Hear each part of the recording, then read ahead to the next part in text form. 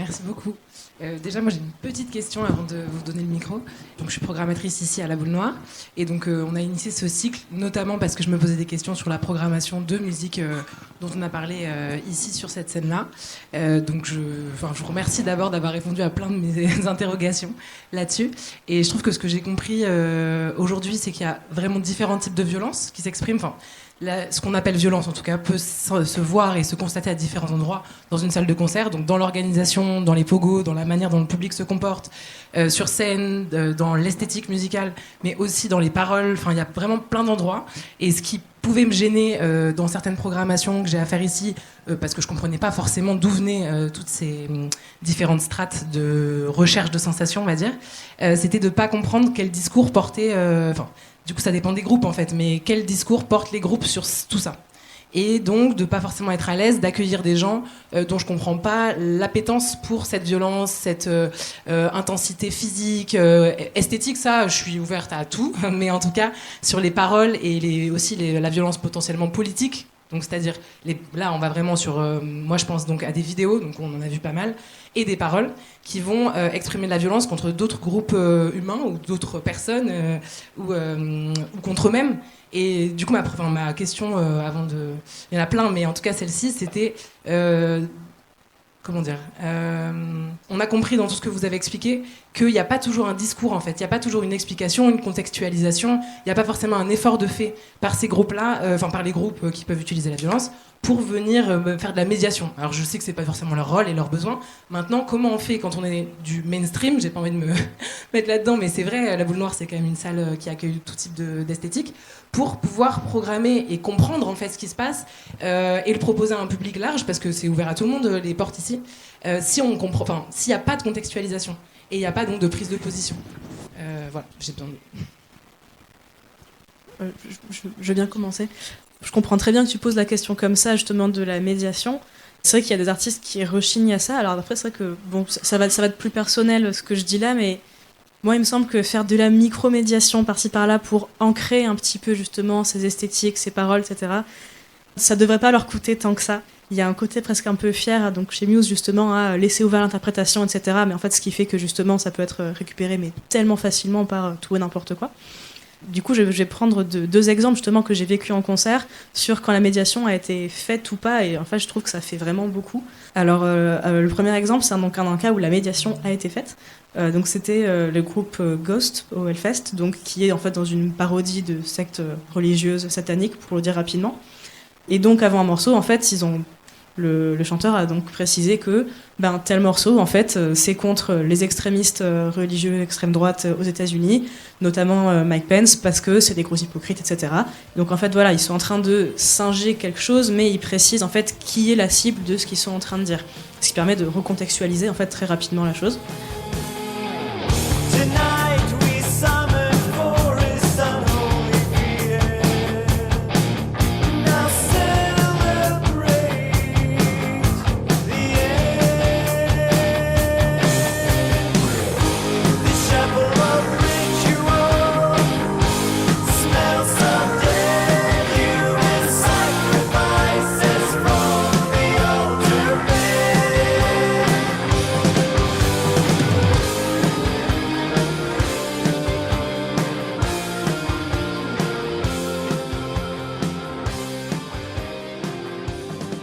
Alors que donc l'été dernier, j'ai vu Muse au Stade de France, et en fait c'était 10 jours, je pense, après l'assassinat de Naël, où c'était vraiment très très là encore dans l'actualité.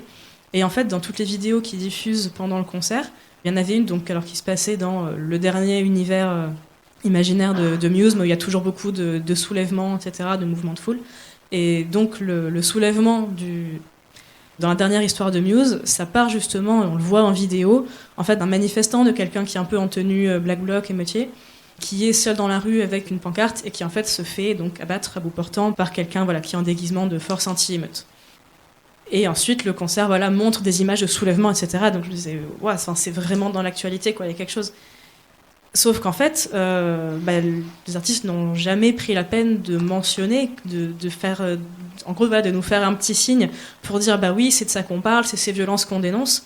Et en fait, la manière dont sont représentées ces violences-là chez Muse, en fait, c'est que tous les manifestants sont dans une même tenue totalement uniforme, justement, sont en uniforme, et qu'en fait, on n'est pas du coup, on n'est limite pas en train de parler de violence envers des groupes en particulier. On est dans une sorte d'esthétique du soulèvement contre une autorité, mais en fait, politiquement, en fait, on ne sait pas vraiment de quoi on parle. Et ils ne font pas juste les 3 mots de contextualisation qui, je pense, auraient été les bienvenus quand on parle de sujets comme ça. Voilà. Moi, je veux bien enchaîner dans le sens où, ouais, effectivement, moi, je trouve, par rapport à l'exemple que tu dis, faire ce genre de mise en scène dans le cadre qu'on avait quand il y avait Naël qui s'était fait buter par les keufs, là, et pas juste dire, bah, tiens, par exemple, celle-là, elle est pour Naël, ou je sais pas quoi, enfin, tu vois, un tout petit truc. Moi, j'ai du mal à me représenter que ça te passe pas par l'idée, ou alors du coup ça me fait me demander ce que c'est ton bord politique, quoi. Après, en tant que pour la question ici programmée à la boule noire, je viens d'un milieu différent, mais en fait il y a des problèmes que tu peux reproduire partout, et moi déjà j'ai l'impression que dans des petits milieux comme le mien, c'est au cas par cas, c'est-à-dire vraiment connaître l'histoire du groupe, connaître les gens, connaître des gens qui les connaissent, connaître quand le groupe explique pas lui-même. Et je pense que ça doit être super dur, en fait, de juste avoir un groupe qui t'écrit, ouais, on veut jouer, et tu regardes. Parce que moi, des groupes, quand tu parlais ouais, d'esthétique nazie, tout ça, moi, je pensais à. Enfin, nous, dans le punk hardcore, il y a toujours eu ça. En fait, ça a beaucoup utilisé les esthétiques nazies pour un truc clair de dénonciation la plupart du temps. Par exemple, je pensais à un exemple parmi 10 000, mais c'était ce groupe encore new-yorkais qui s'appelait Reaganius, donc la jeunesse réganienne, et qui avait un de leurs morceaux éponymes, les paroles c'était We are Reaganius, Reaganius, Zigail, Zigail.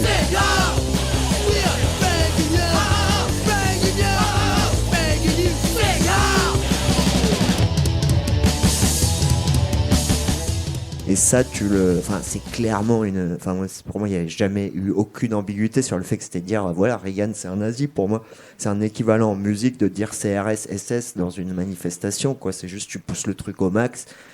Enfin, voilà.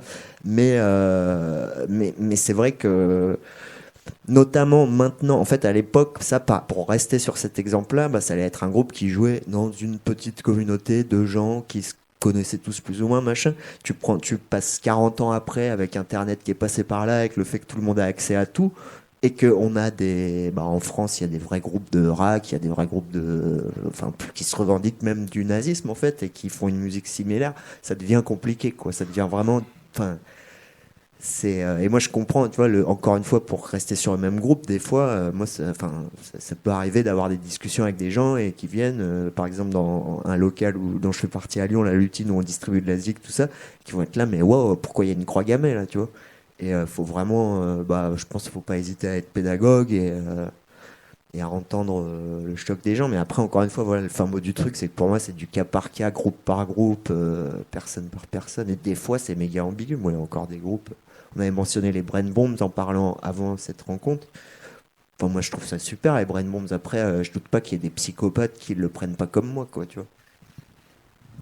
Juste avant de te passer la parole, ouais, en fait, les Brain Bombs, je sais pas si vous voyez, c'est un groupe de punk qui a joué au Festival Sonic Protest il y a pas très longtemps, dont les paroles parlent de viol, enfin. Et en fait, j'étais sur leur Reddit du coup pour préparer la séance, et c'est intéressant parce que les gens sur Reddit disent, en fait, la musique est hyper bien, mais avec les paroles, je peux pas. Est-ce que vous connaissez d'autres groupes pareils sans les paroles? Et donc là, il y a des gens qui lui disent, ah mais non, attends, c'est tellement abusé que moi, ça me fait mourir de rire. Et il y a un mec qui dit, moi, j'ai une vie très simple, je fais de mal à personne et tout, mais quand j'écoute cette musique, je me sens bizarre.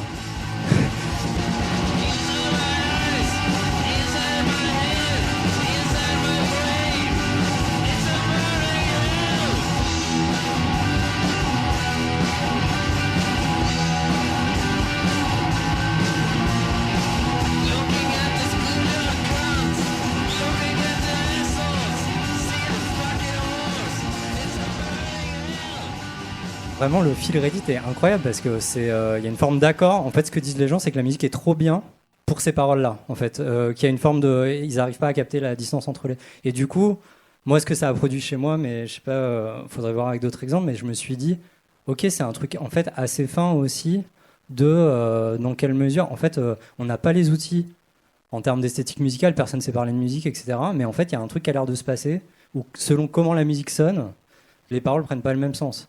C'est des trucs, j'ai l'impression, qui sont assez clairs dans la fiction. Au cinéma, on en parle assez souvent, etc. Et en fait, dans la musique, beaucoup plus vite, on est embarrassé, on est mal à l'aise, et c'est un trouble parce qu'on sait pas trop où placer les choses. Enfin, je sais pas ce que tu en penses. Peut-être tu peux aussi réagir à la question. Non, mais moi je connaissais pas ces histoires de Muse et tout ça, donc c'est amusant parce que on a tôt fait de monter au créneau dès qu'il s'agit de musique violente en se disant non, mais ils sont sans doute au premier degré, alors même que dans des musiques hyper mainstream qui n'inquiètent personne, ils se jouent des choses aussi, voire plus dérangeantes.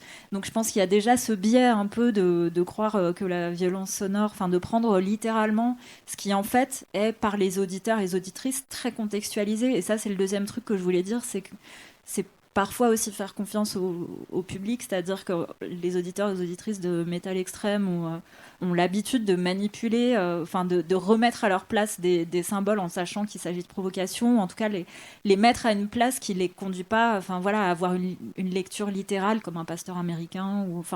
Et je pense qu'effectivement, sans avoir ces outils effectivement qu'on trouve dans la fiction ou de recontextualisation, il y a quand même une culture musicale qui permet généralement de contextualiser, au moins dans le public amateur de ces musiques. Et pour le reste, très souvent, la part de fantasme est difficile à démêler de la réalité en raison de... parce que c'est des genres qui ont tellement joué de afficher le choc, provoquer, qu'on a fini par tout confondre. Mais... je voulais juste faire cette distinction, puis voir qu'on est souvent face à un public qui est très pour aborder ça. J'ajouterais bien juste un tout petit truc, mais en fait, ce qui reprend justement Alexander Reed, qu'effectivement, il y a tout plein de contextualisation. Et en fait, ce qu'il disait, et je pense que ça a gardé en tête, et ça va aussi dans le sens du fait que c'est au cas par cas qu'il faut réfléchir, que en fait, le risque, c'est moins de prendre pour des nazis des groupes qui sont juste en train de faire un usage critique, subversif, etc., d'une symbolique, parce que ça, effectivement, en général, les publics sont capables de le faire. Le risque, en fait, c'est plus, effectivement, la normalisation et le fait que, finalement, quand l'utilisation n'est plus contextualisée, d'être entré dans un confort qui fait qu'on oublie de vérifier au cas par cas quand même, en fait. C'est plutôt sur la normalisation, même si, c'est vrai que dans la majorité des cas, c'est contextualisé et tout le monde sait manipuler la chose.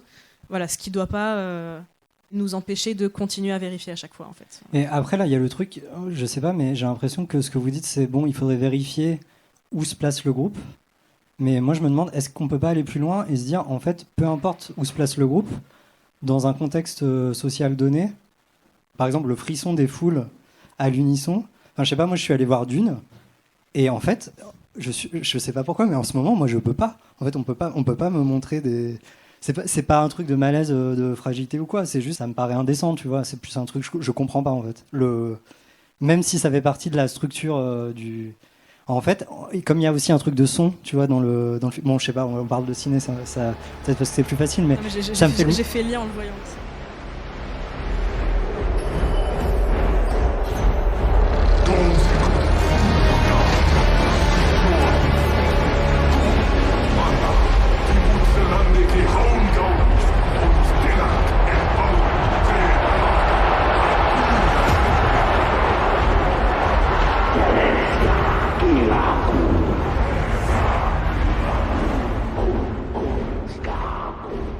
Ouais, en fait, quand j'ai vu le truc de Muse, je me suis dit, ah ouais, en fait, c'est la même chose. C'est-à-dire, en fait, on monte des foules, on te met un son de basse dans la gueule et tu vibres, et en fait, t'es censé vibrer. Ouais, c'est quoi ça, quoi. Ouais, non, mais la scène d'arène des Harkonnen, c'est vrai qu'il y a un peu cette espèce de point Godwin dans la manière dont on arrive à représenter des forces antagonistes, en fait, d'un pop culture, même, de manière générale. Mais c'est vrai que j'ai trouvé ça aussi très... que ça joue exactement sur ce genre de fascination dont je parlais, et lourdement, quoi. Alors, effectivement, après, qu'est-ce qu'il faut en tirer? Je sais pas, c'est vrai que ça risque de partir loin, mais en tout cas, je comprends très bien le parallèle, et c'est vrai qu'il y a quelque chose à questionner là-dessus, sur est-ce que l'effet esthétique, c'est justement de nous placer dans cette foule vibrante, et qu'est-ce que c'est qu'on apprécie là-dedans, en fait, quand c'est aussi appuyé, quoi. Merci.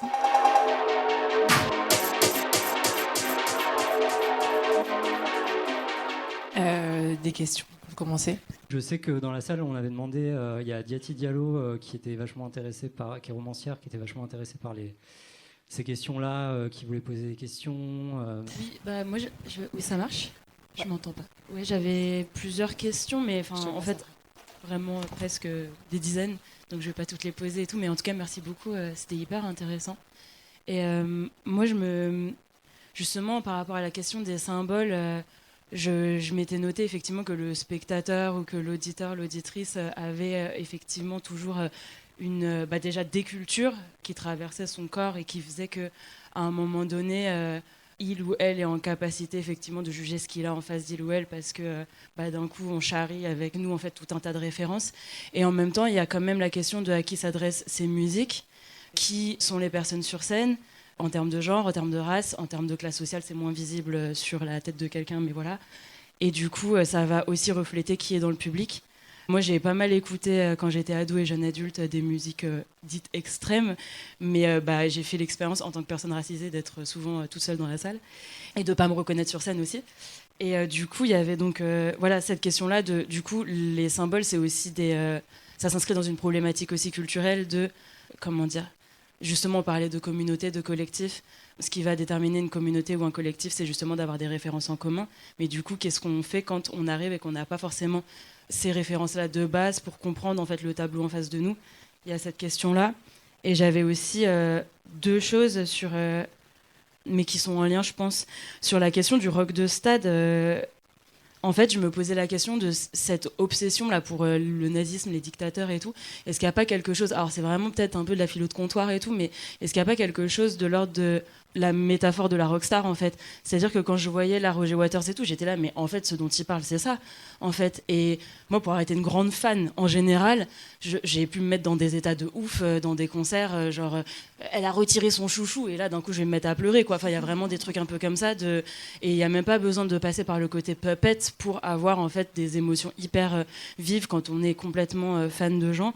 Et je me dis, ok, là, c'est presque pousser aussi une métaphore à cet endroit-là en fait, la rockstar, c'est n'importe quoi. Enfin, je veux dire, qu'est-ce qui s'est passé, en fait? Enfin, il y a un peu un truc comme ça, quoi, peut-être de critique du piédestal, j'avais noté ça et tout, mais pour ce que ça vaut. Et du coup, bon, c'est un peu touchy ce que je vais dire et tout, donc je m'excuse par avance et tout, mais bon. Non, mais du coup, je me disais que, en fait, la question que je me pose, c'est, ok, pourquoi on est si peu de personnes racisées, justement, dans le public de ces musiques-là? Et pourquoi aussi on est si peu de racisés, en fait, pareil, en fait, dans les communautés qui sont dressées autour des sexualités BDSM, justement. Il y a quand même un truc, quoi. Je me disais, mais en fait, il y a peut-être un lien. Et je me posais la question, mais là, pour le coup, bon, c'est un peu philo et tout, mais sur, justement, quelles sensations on vient chercher, en fait, dans la vie en général, donc en sexualité ou en musique, et à quel point ça dit quelque chose de nous sur le plan intime, mais aussi sociologique, en fait. Qu'est-ce qu'on vient chercher? Et je me dis, du coup, sur la question de la blanchité, qui du coup est en fait majoritaire en fait dans ces publics-là. Du coup, est-ce que je me disais, mais en fait, il y a deux paradigmes qui sont intéressants. C'est en fait, est-ce que sachant qu'aussi voilà, il y a une surreprésentation de personnes de classe moyenne, un peu lotissement et tout là.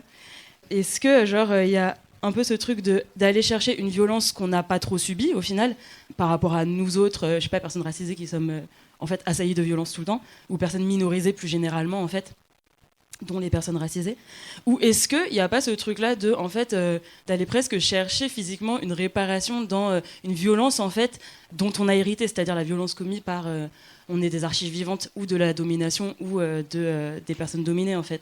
Et bon, ma question est hyper longue, désolée, je suis cette personne qui pose des questions de 4 km là, mais voilà. Du coup, c'était un peu ça voilà, que je posais là. Si c'est ok, je vais commencer par la fin.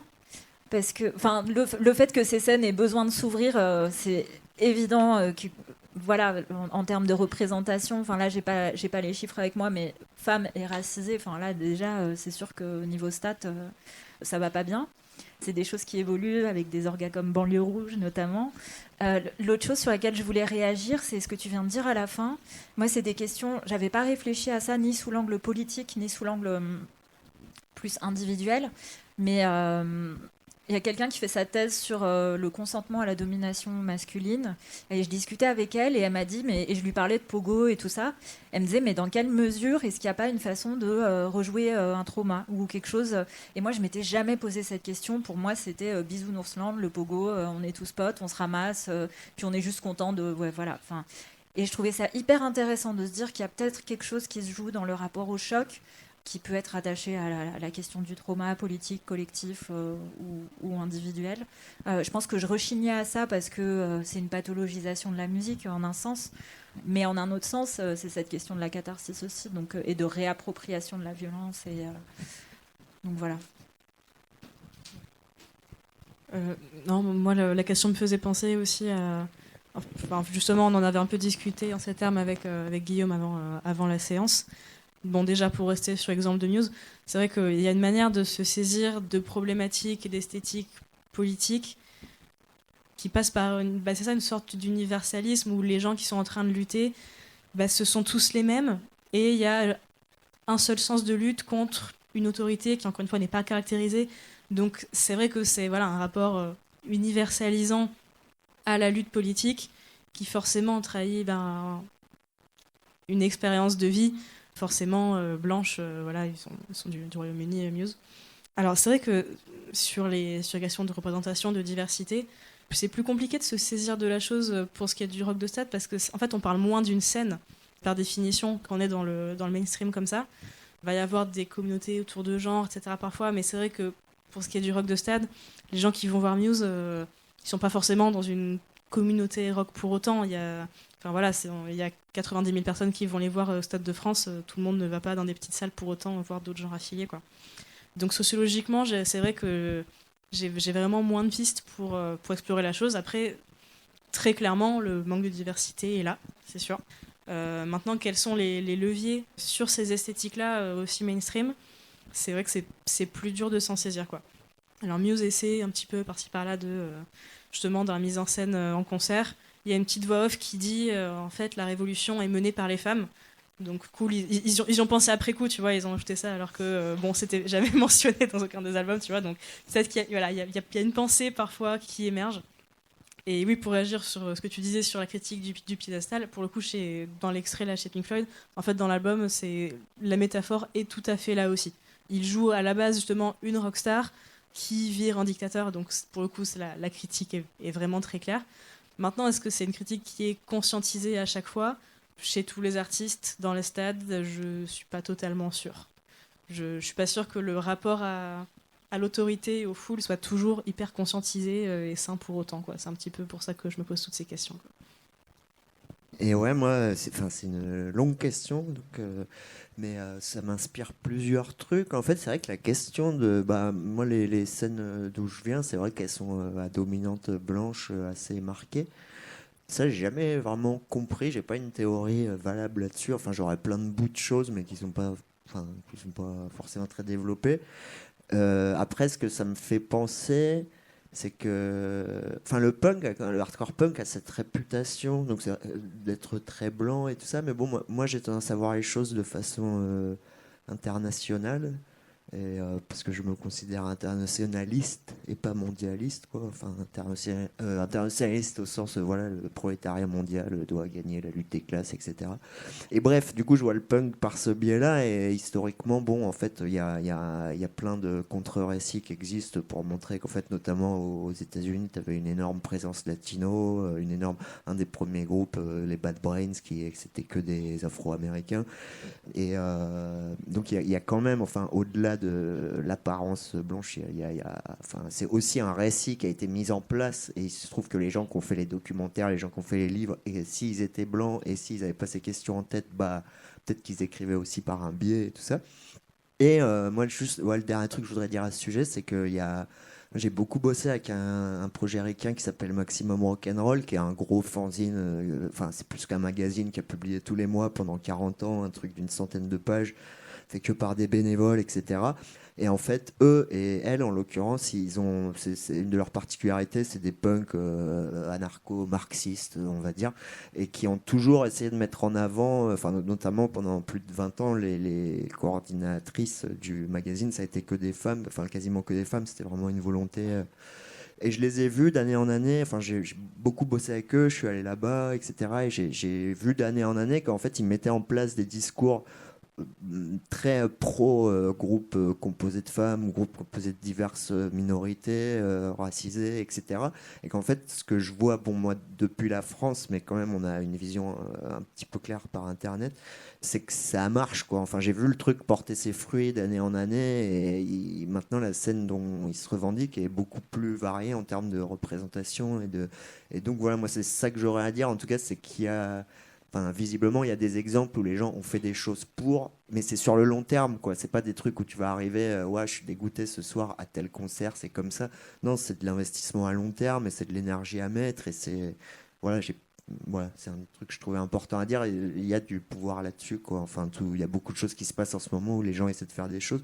Et peut-être c'est pas encore parfait, mais c'est potentiellement amené à évoluer de façon positive si les gens y mettent de l'énergie et des discussions. Et voilà, après, moi, il y a aussi, juste dernier truc, il y a aussi la question de... Enfin, moi, je trouve important que les scènes dont je fais partie soient ouvertes à tout le monde, mais pour moi, il y a aussi la question de est-ce que les gens veulent être là, en fait, quoi. On va pas non plus prendre les gens par la main, parce que ça inclurait qu'on pense que ce qu'on fait est tellement génial qu'il faut qu'ils viennent, alors qu'il y a d'autres... Enfin, je sais pas, moi, en fait, peut-être les gens ont... Enfin, il y a des gens qui n'ont pas besoin de nous, quoi, voilà, qui ont déjà leur truc. Bon, c'est super compliqué et long, quoi, comme sujet. Malheureusement.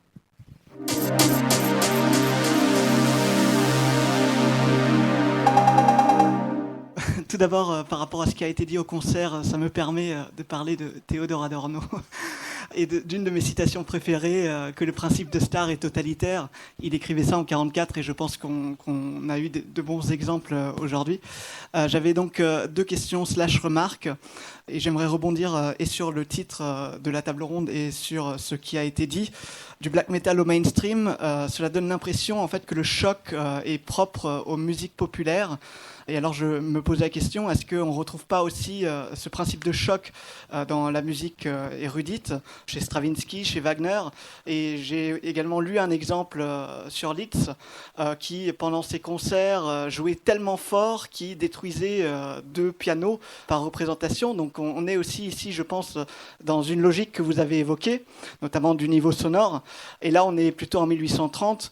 Donc quelle est la différence entre ce choc-là, qui n'est pas le propre des musiques populaires, et donc le choc des musiques populaires, s'il y a une différence? Et ensuite, j'ai une deuxième question, toujours donc black metal et mainstream. On a l'impression qu'il y a une différence dans la manière dont le choc est perçu peut-être entre ces deux catégories. Tandis que, par exemple, Agnès Guéraud subsume la musique pop à la musique enregistrée, et elle essaie de mettre en évidence que Sean Howe est égal à Taylor Swift et qu'il participe en fait au même principe. Et alors, ma question est donc la suivante.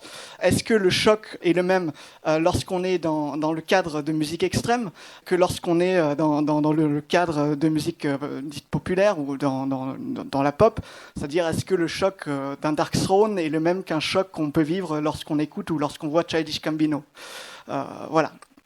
Alors, pour ce qui est du choc musique donc érudite, musique populaire, alors je pense qu'aujourd'hui c'est un peu compliqué de poser la question du choc que peut nous faire Liszt ou Wagner. Bon, Wagner, à la limite, on sait que c'était associé au régime nazi, mais bon, j'imagine que ce n'est pas ta question.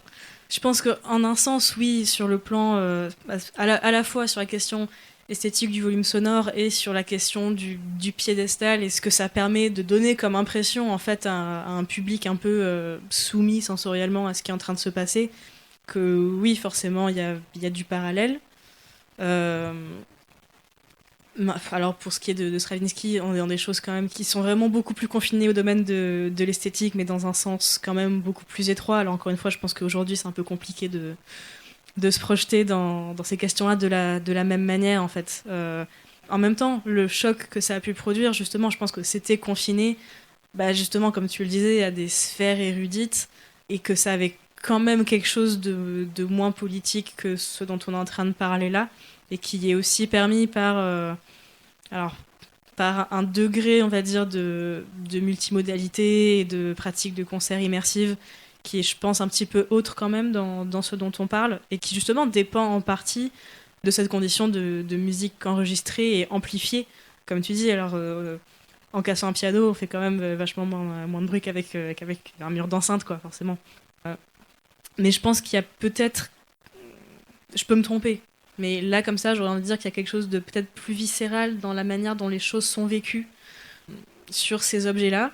Alors après, ce qui veut pas forcément dire qu'il faille tracer la limite entre érudit et populaire. Là, ce serait plutôt sur les modes d'existence de ces musiques, mais je ne doute pas que dans le milieu savant, érudit, ce qu'on veut, contemporain, il peut quand même très bien voir l'utilisation de l'amplification et de tout plein de moyens contemporains qui peuvent quand même faire des dispositifs qui utilisent le choc d'une manière comparable. Même si je m'y connais moins et que j'ai pas forcément d'exemple là tout de suite. Mais... J'ai l'impression que ce qui ressort de cette question, c'est que effectivement le choc doit être historicisé. Il est toujours un moment, il est toujours une rencontre entre un certain public et certaines pratiques artistiques. Et y a un texte qui est super là-dessus, c'est le manifeste de Russolo, L'art des bruits, qui est vraiment sur cette idée de... il y a une sensibilité fatiguée, il va falloir qu'on lui offre des chocs pour la réveiller. Donc voilà, en 1917, c'est le bruit, les timbres de la ville, mais en 2024, quand les bruits sont partout, qu'est-ce qui peut encore choquer? Donc il y a vraiment cette histoire d'articuler historicité de la perception, de la sensibilité et histoire des arts.